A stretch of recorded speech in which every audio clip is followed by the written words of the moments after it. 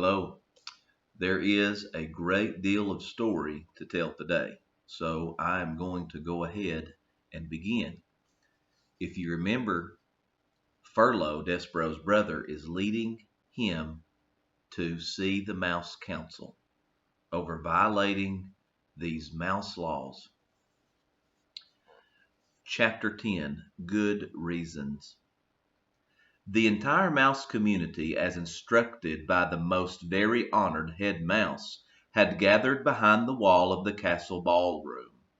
The members of the Mouse Council sat atop 3 bricks piled high, and spread out before them was every mouse, old and young, foolish and wise, who lived in the castle. They were all waiting for Despero. Make way! Make way! Here he is! I've got him! Make way! Furlough pushed through the crowd of mice. Despero clung to his brother's tail. There he is, the mice whispered. That's him. He's so small. They say he was born with his eyes open. Some of the mice pulled away from Despero in disgust, and others, the thrill seekers, reached out to touch him with a whisker or a paw. The princess put a finger on him. They say he sat at the foot of the king. It simply isn't done, came Aunt Florence's distinctive voice. Make way! Make way! Shouted Furlough. I have him right here. I have Despero Tilling, who's been called to sit with the Mouse Council. He led Despero to the front of the room. Honored members of the Mouse Council, shouted Furlough, I've brought to you Despero Tilling, as you requested, to sit with you.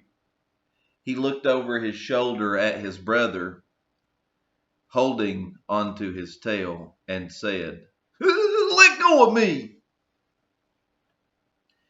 Despero dropped Furlough's tail. He looked up at the members of the Mouse Council. His father met his gaze, and then shook his head and looked away. Despero turned around to face the sea of mice who were assembled. To the dungeon! A voice cried out. Straight to the dungeon with him! Despero's head, which had been full of such delightful phrases as happily ever after and lovely ears, and I honor you, suddenly cleared. Straight to the dungeon! Cried another voice.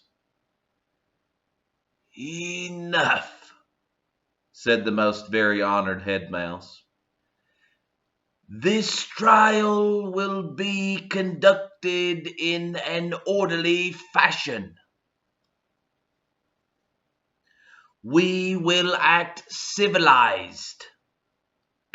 He cleared his throat and said to Despero, Son, turn to look at me.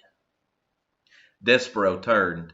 He looked up into the head mouse's eyes. They were dark eyes, deep and sad and frightened.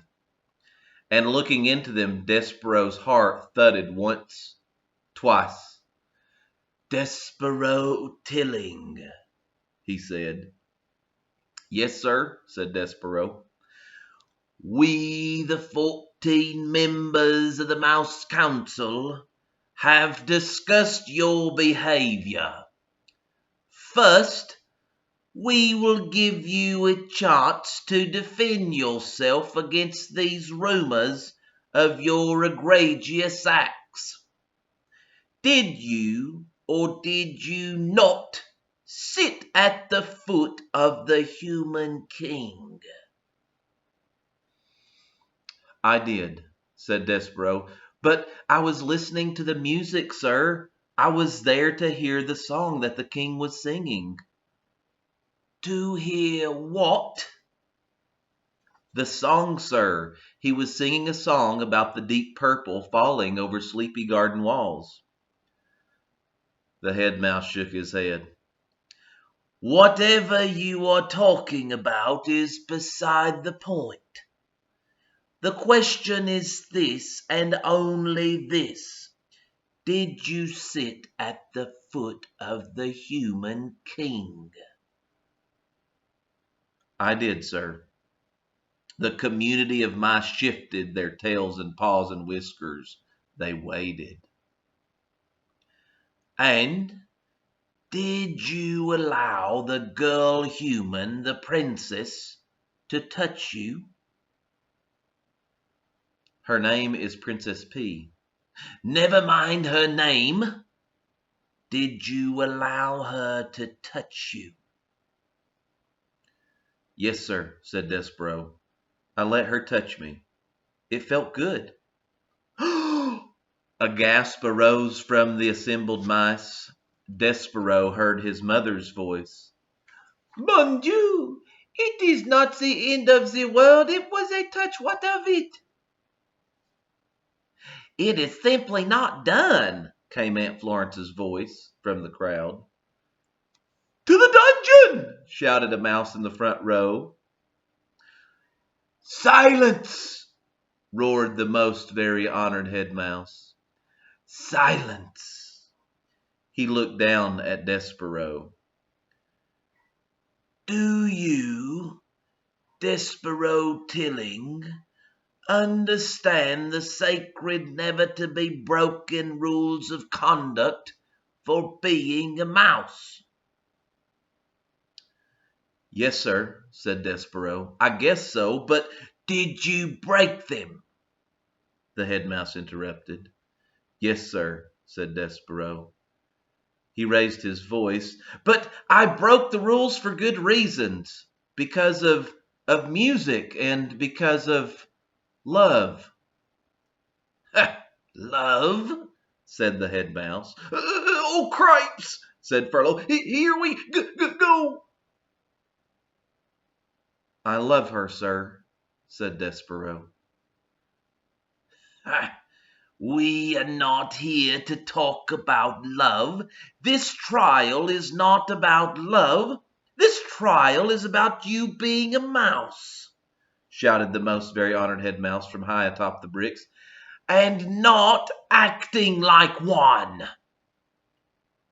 Yes, sir, said Despero. I know. No, I don't think you do. And because you do not deny the charges, you must be punished. You are to be sent, as ancient Castle Mouse law decrees, to the dungeon. You are to be sent to the rats. That's right, shouted a mouse in the crowd. That's the ticket. The dungeon, the rats. Despero's small heart sank all the way to the tip of his tail. There would be no light in the dungeon, no stained glass windows, no library and no books. There would be no Princess P. But first, said the most very honored head mouse, we will give you the chance to renounce your actions. We will allow you to go to the dungeon with a pure heart. Renounce? asked Despero. Repent. Say that you are sorry you sat at the foot of the human king. Say that you're sorry you allowed the human princess to touch you. Say that you regret those actions. Despero felt hot and then cold, then hot again. Renounce her? Renounce the princess, he thought. Mon Dieu, shouted his mother. Son, do not act the fool. Renounce. Repent. What say you, Despero Tilling? I say no, said Despero. What? Said the head mouse. No, said Despero, and this time he said it aloud for everyone to hear. I am not sorry. I will not renounce my actions. I love her. I love the princess. There was a bellow of collective outrage. The whole of the mouse community surged towards Despero.